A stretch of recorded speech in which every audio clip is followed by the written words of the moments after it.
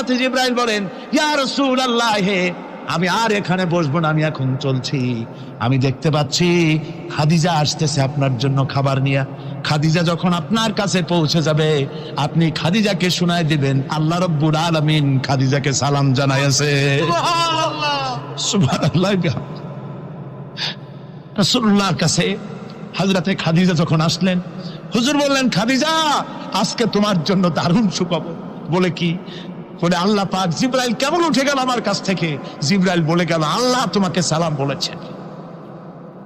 হযরত খাদিজা কেঁদে ফেললেন, বললেন, ইয়া রাসূলুল্লাহ, আমার নারী জন্ম সার্থক, আল্লাহ আমাকে সালাম বলেছেন।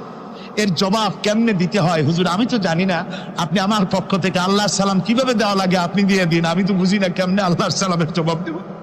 হুজুর বললেন, খাদিজা, শুধু আল্লাহ নয়, জিবরাইলও তোমাকে সালাম বলে গেছে। হযরতে খাদিজা বললেন, হযরত